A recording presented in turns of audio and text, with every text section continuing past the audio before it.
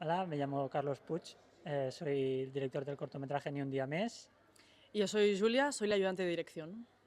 Hemos estado aquí mostrando el cortometraje a chavales de tercero y cuarto de ESO y queremos transmitir un mensaje para luchar contra el bullying.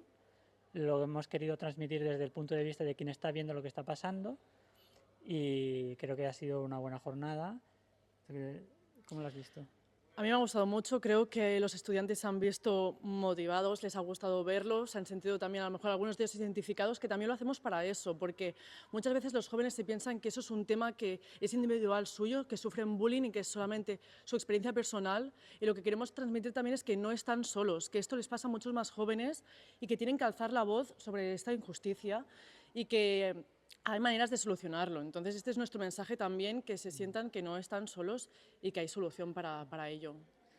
También hemos hablado de hacer cine con pocos recursos, también cine inclusivo, una cosa importante es, yo tengo una discapacidad visual de nacimiento, soy afiliado a la ONCE y también les hemos explicado lo que es luchar en este mundo pues con pocos recursos, como hacer un cortometraje con pocos recursos también. Entonces hemos estado teniendo una bonita charla, la verdad.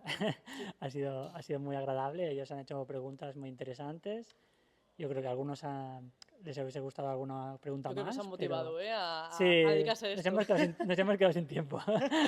Pero está bien, sí, sí. Y bueno, pues al final yo creo que nos lo hemos pasado muy bien y que es lo importante también. Y bueno, yo creo que les ha gustado mucho el cortometraje. Y agradecidos a la oportunidad de poder Sí, estar claro. aquí.